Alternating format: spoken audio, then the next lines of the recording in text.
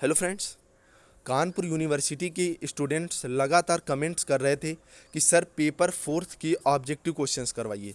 तो आज मैं पेपर फोर के 100 से ज़्यादा ऑब्जेक्टिव क्वेश्चंस कराने वाला हूं। तो वीडियो को आप लोग लास्ट तक देखिएगा, काफ़ी इंपॉर्टेंट क्वेश्चन है। पेपर फर्स्ट के ऑब्जेक्टिव क्वेश्चंस की जो वीडियो है काफ़ी बेहतरीन मैंने समझाया है, तो वो अगर आपने नहीं देखी है तो ऊपर आई बटन पर नीचे डिस्क्रिप्शन में मैंने लिंक दे दिया, आप लोग जा करके देख लें। और चैनल पर नया है तो चैनल को सब्सक्राइब, वीडियो को लाइक करना बिल्कुल मत भूलिएगा, क्योंकि इस तरह की प्रिपरेशन और न्यूज़ से रिलेटेड ऑथेंटिक अपडेट लगातार आपको इस चैनल पर मिलती रहती हैं। तो चलिए देरी ना करते हुए हम लोग वीडियो की तरफ आगे बढ़ते हैं। तो अगर ये पेपर फोर्थ की यूनिट फर्स्ट है तो पहला क्वेश्चन अगर आप देखेंगे कि निर्देशन किसे कहते हैं, तो व्यक्ति की स्वयं को पहचानने में इस प्रकार सहायता प्रदान करना जिससे वह अपने जीवन में आगे बढ़ सके, इस प्रक्रिया को क्या कहते हैं? निर्देशन कहते हैं। दूसरा है, निर्देशन एक व्यापक प्रक्रिया मानी जाती है क्योंकि इसका क्षेत्र असीमित है। मतलब क्वेश्चन बन सकता है कि निर्देशन का क्षेत्र कैसा है, सीमित है, असीमित है, सीमित या असीमित है, या इनमें से कोई नहीं। तो निर्देशन का जो क्षेत्र है वो असीमित है। नेक्स्ट क्वेश्चन है, निर्देशन एक ऐसी प्रक्रिया है जो व्यक्तिगत तथा सामाजिक दृष्टि से अधिकतम विकास करने में सहायता प्रदान करती है। ये कथन किसका? ये एमरी स्टूप्स का है। देखिए, कथन आपको जरूर ध्यान रखने, कथन ध्यान रखने, अर्थ क्या होता है, जैसे समाजवाद का अर्थ क्या होता है, ठीक है, इस तरह के अर्थ जरूर आपको ध्यान में रखने। और जो इम्पॉर्टेंट डेट्स हैं उनको भी आपको बिल्कुल रट लेना है। नेक्स्ट है, निर्देशन किस प्रकार की प्रक्रिया है? तो निर्देशन जो है वो औपचारिक है और अनौपचारिक दोनों प्रकार की प्रक्रिया है। इसके अलावा नेक्स्ट आप बात करेंगे, क्रो एंड क्रो एक बहुत बड़े राइटर हुए। क्रो एंड क्रो ने 14 अधिनियमों का उल्लेख अपनी पुस्तक एन इंट्रोडक्शन टू गाइडेंस में प्रस्तुत किए हैं, जिन्हें निर्देशन के क्षेत्र में बहुत अधिक मान्यता मिली है। इसकी अगर आपको पीडीएफ चाहिए तो नीचे डिस्क्रिप्शन में टेलीग्राम ग्रुप का लिंक है, वो वहाँ पर आपको पीडीएफ मिल जाएगी। लेकिन पीडीएफ आज आपको नहीं मिलेगी, इसलिए वीडियो को आप लोग लास्ट तक देखिए। लीफियर और टसेल ने निर्देशन के 14वां, हम्फरी ने 7, जोन्स ने 5 निर्देशन के सिद्धांत दिए। क्वेश्चन आएगा कि निर्देशन के सिद्धांत किसने कितने दिए हैं, ठीक है। उसमें ऑप्शन होगा जोन्स 5, लीफियर, इस तरह से, और उसमें से एक गलत या एक सही आपसे पूछ लेगा। तो आपको बड़े अच्छे लेवल पर ये क्वेश्चंस प्रिपेयर करने हैं। व्यावसायिक निर्देशन के लिए प्राथमिक स्तर पर कक्षा 8वीं को अत्यंत महत्वपूर्ण माना जाता है। नेक्स्ट है, गायरा का कथन क्या है? तो व्यावसायिक निर्देशन एक निरंतर चलने वाला दीर्घ प्रकार है। ये कथन किसका है? ये गायर्स का है। नेक्स्ट है, स्कूलों में निर्देशन अपनी पुस्तक में किसने शिक्षा की एक उप प्रक्रिया निर्देशक को माना है? तो ये जो है बाकर मेहंदी ने माना है। नेक्स्ट है, सहायता किसे कहते हैं? निर्देशन प्रक्रिया व्यक्ति की क्या करती है? सहायता करती है, इसी को हम लोग सहायता कहते हैं। नेक्स्ट है, निर्देशन विकास की भी एक है, सहायता की भी है। इसके अलावा निर्देशन की जो प्रक्रिया होती है वो समस्या केंद्रित होती है, क्योंकि जो सब समस्या होगी तभी आपको निर्देश प्राप्त होंगे। नेक्स्ट है, निर्देशन की प्रक्रिया से विकास होता है, तो किसका? व्यक्तित्व का विकास होता है। नेक्स्ट है, निर्देशन की प्रक्रिया में समस्या संबंधी दी जाती है जानकारी, ठीक है।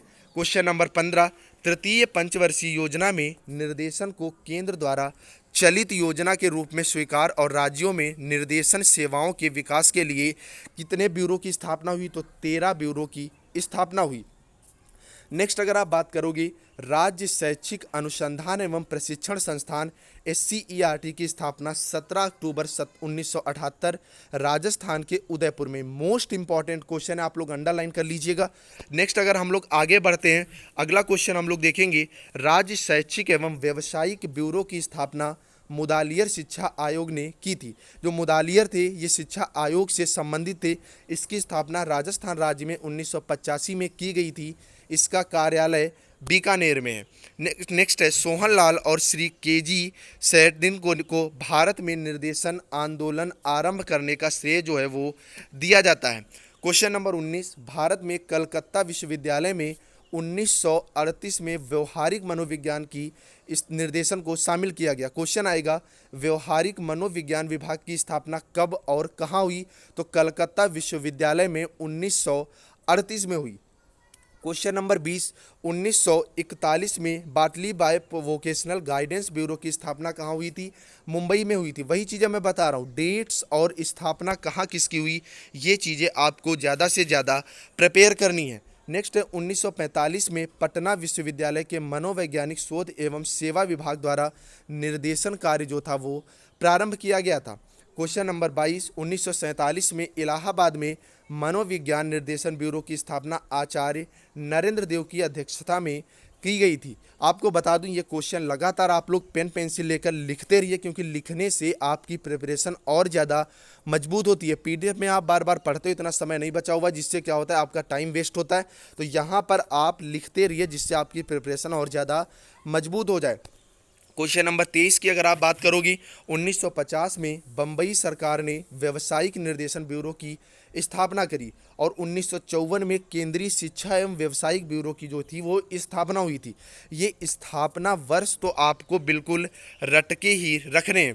क्वेश्चन नंबर अगर 25 की आप बात करोगे, भारत में निर्देशन आंदोलन की संतोषजनक प्रगति जो थी वो 1951 के बाद में हुई थी। इसके अलावा क्वेश्चन केंद्रीय शिक्षा संस्थान का जो सेमिनार है उसका आयोजन कहाँ हुआ था, तो इसका आयोजन दिल्ली में हुआ था। नेक्स्ट है अखिल भारतीय निर्देशन कार्यालय भवन की स्थापना कब हुई, तो इसकी जो स्थापना है वो 1960 में हुई थी। उसके अलावा राष्ट्रीय बेरोजगार विभाग की स्थापना मतलब प्रारंभ कब हुआ, तो इसका जो प्रारंभ हुआ था वो 1957 में हुआ था। आई थिंक चीज़ें आपको लगातार क्लियर हो रही होंगी। नेक्स्ट क्वेश्चन है अहमदाबाद व पूना सरकार ने कैरियर मास्टर और परामर्शदाताओं के प्रशिक्षण के लिए जो शाखाएं थी वो खोली थी। कैरियर मास्टर और परामर्शदाताओं के लिए जो शाखाएं खुली वो कहाँ खुली, अहमदाबाद और पूना सरकार के द्वारा।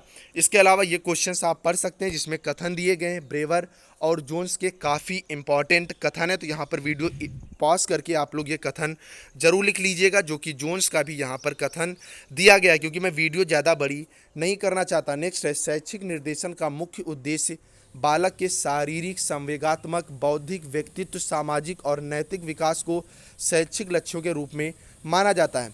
आगे बढ़ने से पहले मैं एक चीज़ आपको बता दूं, पेपर फर्स्ट के इम्पॉर्टेंट टॉपिक्स जो हैं उनकी मैंने टिक दे दी है, तो आप लोग वो ज़रूर देख लीजिएगा। उसका वीडियो भी मैं नीचे लगाए दे रहा हूं, और पेपर फोर्थ के इम्पॉर्टेंट टॉपिक का भी वीडियो जल्दी से आ जाएगा। तो आप लोग चैनल को सब्सक्राइब और वीडियो को लाइक तब तक ज़रूर कर दें। नेक्स्ट है शैक्षिक और व्यावसायिक जगत के अलावा मानव जीवन के अन्य पक्षों से संबंधित समाधान के लिए जो निर्देशन दिया जाता है वह व्यक्तिगत निर्देशन कहलाता है। ठीक है। उसके अलावा उपचार का अर्थ क्या होता है, तो उपचार का अर्थ जो है भैया व्यक्ति को उसकी समस्याओं से मुक्त कराता है। और उपचार की दो विधियां हैं जिसमें परामर्श और मानसिक चिकित्सा वाली विधियां हैं।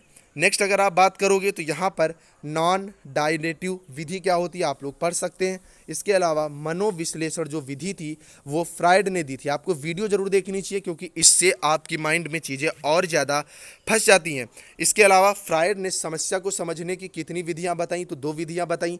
पहली मुक्त सहचर्य विधि और दूसरा स्वप्न विश्लेषण विधि। नेक्स्ट है व्यावसायिक निर्देशन का सबसे पहले प्रयोग कब किया गया, तो 1908 में फ्रैंक पार्सन नामक व्यक्ति ने व्यावसायिक निर्देशन का जो था वो प्रयोग किया था। इसके अलावा व्यावसायिक निर्देशन क्या होता है इसकी परिभाषा आप डिटेल से पढ़ सकते हैं। इसके अलावा निर्देशन जो है वो मानकीकृत परीक्षा प्रणाली पर आधारित है। देखिए ज़्यादा से ज़्यादा क्वेश्चन आपके यहीं से बनने की संभावना है, जो चीज़ें अंडरलाइन की गई थी। इसके अलावा शिक्षा आयोग 1964 से 66 में बात जो कही गई थी कि निर्देशन सभी शिक्षार्थियों के लिए होना कि केवल उन शिक्षार्थियों के लिए होना चाहिए जो सामान्य स्थिति से हटकर किसी दूसरी स्थिति में पहुंच जाते हैं। मतलब निर्देशन चाहे सामान्य स्तर का बालक हो चाहे कठिनाई स्तर का बालक हो, सबके लिए समान होना चाहिए। नेक्स्ट है माध्यमिक शिक्षा आयोग ने क्या बात कही थी, इसने कहा कि प्रत्येक शिक्षार्थी को विभिन्न स्तरों पर निर्देशन मिलना चाहिए, क्योंकि उसकी आर्थिक स्थिति, उसकी रुचियों में परिवर्तन हो सकते हैं और ऐसे परिवर्तन भी हो सकते हैं जो व्यवसायों के स्वरूपों को प्रभावित करते हैं। आई थिंक आपको चीज़ें क्लियर हो रही होंगी। नेक्स्ट हम लोग बात पेपर फोर्थ की यूनिट सेकंड की करेंगे। इसकी पीडीएफ आपको भैया टेलीग्राम ग्रुप पर मिलेगी, तो आप लोग टेलीग्राम ग्रुप जरूर ज्वाइन करें। और यार वीडियो को आप लोग शेयर जरूर करें। जब वीडियो को आप लोग लगातार प्यार देते रहोगे तभी मैं और ज़्यादा क्वेश्चंस आपके लिए ला पाऊंगा, क्योंकि काफ़ी ज़्यादा मेहनत लगती है इन वीडियोज़ को बनाने में। तो आप लोग लगातार वीडियो जो भी आपके ग्रुप्स हैं, व्हाट्सएप स्टेटस हैं, वहाँ पर लगाते रहें और चैनल को सब्सक्राइब, वीडियो को लाइक जरूर कर दें, क्योंकि यहाँ पर मैं भैया आपसे कोई चार्ज नहीं ले रहा, बिल्कुल फ्री ऑफ कास्ट है। तो इतना तो यार आप लोग कर ही सकते हो। अगर यूनिट सेकंड में परामर्श से संबंधित है, परामर्श का अर्थ क्या है? परामर्श दो व्यक्तियों के संपर्क को क्या करता है, व्यक्त करता है। नेक्स्ट क्वेश्चन है, परामर्श प्रक्रिया में किन दो लोगों की आवश्यकता पड़ती है। तो देखिए, जो परामर्श देता है, दूसरा जो परामर्श चाहता है, मतलब परामर्शदाता और परामर्श प्रार्थी। नेक्स्ट क्वेश्चन है, परामर्शदाता क्या करता है, आप लोग पढ़ सकते हो। नेक्स्ट है, प्रत्येक परामर्श किस पर आधारित होता है, तो वो साक्षात्कार पर आधारित होता है। परामर्श जो है वह किस प्रकार की प्रक्रिया है, तो यह व्यक्तित्व सहायता प्रदान करने वाली प्रक्रिया है। नेक्स्ट है, बालक को व्यक्तित्व, बौद्धिक और भावात्मक जो संतुलन बनाए रखने के लिए क्या आवश्यक है, तो परामर्श। देखिए, परामर्श क्यों आवश्यक है, जब तक आप किसी बच्चे को परामर्श नहीं दोगे तब तक वह अपनी प्रक्रियाएं किस तरह से करेगा। जैसे कोई गलत रास्ते में चल रहा है, जब तक उसको आप बताओगे नहीं कि आपका ये गलत रास्ता है, सही रास्ता ये है, तब तक वो सही रास्ता पर कैसे जाएगा। नेक्स्ट है, परामर्श की जो प्रक्रिया है वो निर्देशीय होती है। परामर्श की प्रक्रिया कितने पदों में होती है, तो परामर्श की प्रक्रिया जो होती है भैया वो 3 पदों में होती है। नेक्स्ट है, परामर्श के कितने उद्देश्य होते हैं, तो परामर्श के 3 उद्देश्य होते हैं। परामर्श का अभिप्राय क्या होता है, तो परामर्श का अभिप्राय होता है दो व्यक्तियों का संपर्क जिसमें एक व्यक्ति को किसी प्रकार की सहायता दी जाती है। यह कथन किसका है, यह कथन जो था ये भैया मायर्स का था। नेक्स्ट है, परामर्श के 3 उद्देश्य कौन कौन से, तो आप लोग पढ़ सकते हो। इसके अलावा जो परामर्श है यह एक व्यक्तिगत प्रक्रिया या सामूहिक रूप से नहीं दी जाती है। परामर्श प्रक्रिया व्यक्ति को आत्मनिर्भर भी बनाती है। परामर्श के द्वारा ही जो चीज़ें होती हैं व्यक्ति के विकास में, तो वो जो है सहायता प्रदान करती हैं। इसके अलावा परामर्श के सिद्धांतों को कितने भागों में बांटा गया है सिद्धांत के आधार पर, तो 4 सिद्धांत के आधार पर इसे 4 भागों में बांटा गया है। आगे के क्वेश्चन अगर आप देखोगे, बाकी आप पढ़ भी सकते हो कि मैं वीडियो इतनी बड़ी नहीं करना चाह रहा हूँ, तो जो काफ़ी ज़्यादा इंपॉर्टेंट क्वेश्चन है वही मैं यहाँ पर आपको करवा रहा हूँ। स्कूल में परामर्श के महत्व को किसने स्वीकार किया है, तो हार्डी और स्लूम ने स्कूल में परामर्श के महत्व को क्या किया है, स्वीकार किया है।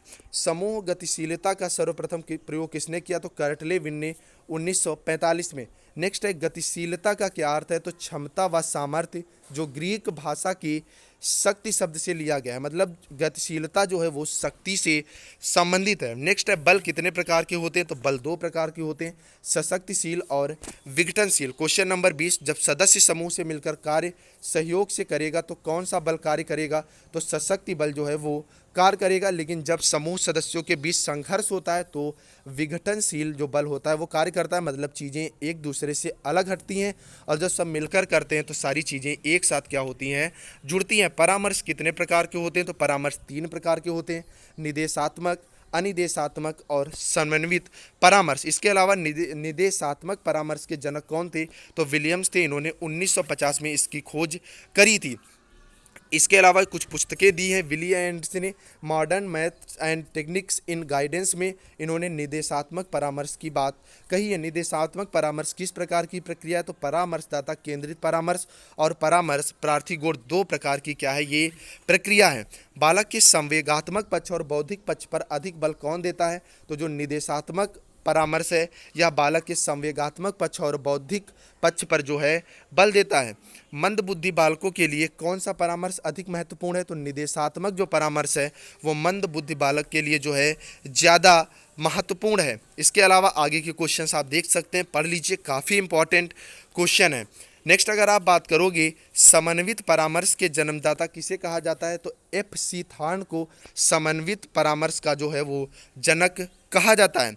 समन्वित परामर्श को और क्या कहा जाता है, तो मध्य मार्गीय जो है परामर्श भैया कहा जाता है। समन्वित परामर्श में कौन सी विधि का प्रयोग होता है, तो वस्तुनिष्ठ एवं समन्वयपरक विधि का प्रयोग होता है। तो अभी आप लोग टेलीग्राम ग्रुप पे ना जाएं, पहले पूरा वीडियो देखें, जो वहाँ पर अटैचमेंट है वो जल्दी से जल्दी लगा दिया जाएगा। अगला क्वेश्चन है समन्वित परामर्श के सोपान बताइए। तो यहाँ पर आप समन्वित परामर्श के सोपान पढ़ सकते हैं, 4-5 दिए गए हैं, काफ़ी इंपॉर्टेंट क्वेश्चन आपका ये भी है। नेक्स्ट है परामर्श निदेशात्मक तथा अनिदेशात्मक विधि के बीच की पद्धति है, तो समन्वित परामर्श।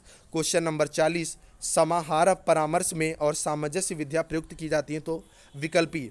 तो आई थिंक आपको सारे क्वेश्चन काफ़ी बेहतरीन लगे होंगे, वीडियो भी आपको काफ़ी पसंद आई होगी, तो आप लोग कमेंट में ज़रूर बताइएगा। अगर आप लोगों के पॉजिटिव कमेंट्स मुझे ज़्यादा से ज़्यादा मिलते हैं तो इस तरह की और भी वीडियोज़ आपको लगातार इस चैनल पर मिलती रहेंगी। लेकिन इसके लिए बस आपको 2 से 3 काम करने। देखिए, मैं कोई आपसे वही चीज़ फिर मैं रिपीट कर रहा हूँ कि कोई चार्ज नहीं ले रहा, आपके लिए इतनी लगातार मेहनत कर रहा हूँ, वीडियो बनाने में बहुत ज़्यादा टाइम जाता है। तो होता क्या है, आप पहली चीज़ आप यार चैनल को जरूर सब्सक्राइब करो, दूसरा वीडियो को लाइक जरूर करो, और तीसरा इसे शेयर आप जरूर करो। जब ज़्यादा से ज़्यादा व्यूज होंगी तो और भी ज़्यादा जो अपडेट्स हैं, क्योंकि देखिए मैंने 2 यूनिट एक वीडियो में क्लियर करी हैं, तो इस तरह की चीज़ें आपको और भी मिलती रहेंगी। चलिए फ्रेंड्स, मिलते हैं नेक्स्ट वीडियो नेक्स्ट अपडेट के साथ। तब तक के लिए बाय बाय।